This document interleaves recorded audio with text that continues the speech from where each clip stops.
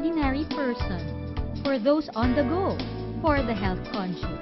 Bread remains to be a vital source of nutrition and serves as an alternative to the traditional Filipino rice diet. To promote awareness and appreciation for quality bread products, Bakery Fair was launched in year 2001. One of the active participants is Gardenia Philippines. This year, it has one of the biggest booths in the fair with the theme Bread Making is an Art and Science. As an art, they have innovative flavors and forms. As a science, they use the finest ingredients and the country's modern bread manufacturing plant.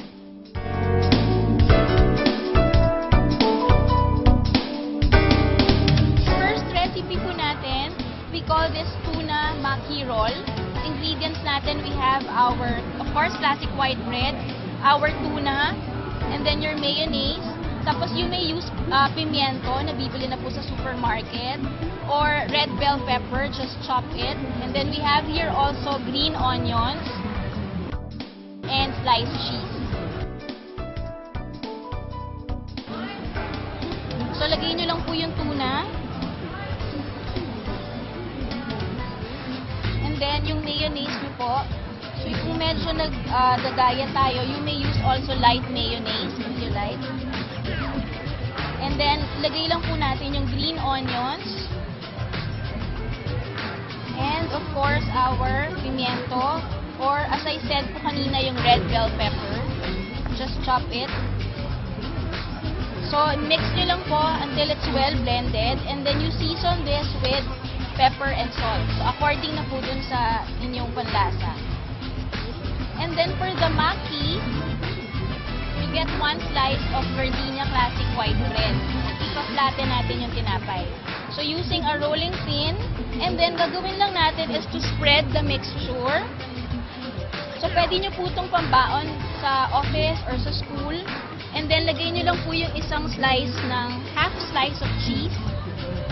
And then you roll it. So roll it tightly. So, cut lang po natin like this, one.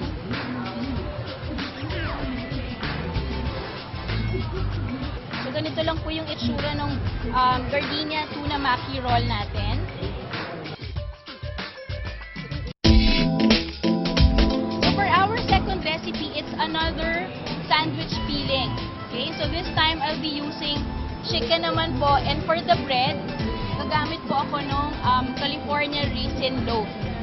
We'll be needing, meron tayong chicken breast fillet, cook na po ito, tapos i-dice nyo lang. I have your apples, i-cube nyo lang po, and then celery, chop it also, walnuts, and mayonnaise. In a bowl, combine all the ingredients except the lettuce.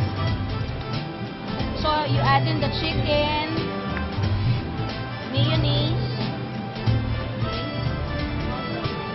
and then yung apple. Then you add in the cashew nuts or the walnuts if it's available. And your celery. Tapos again, you season this with pepper and salt.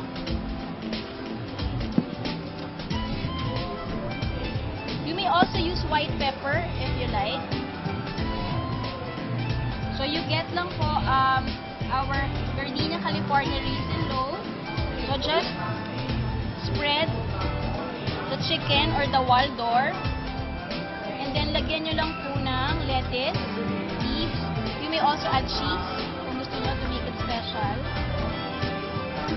So, another pambaon po. You'll surely be delighted with the many variants, whatever your needs and tastes are. We watched Ms. April's culinary demo for some bread treats.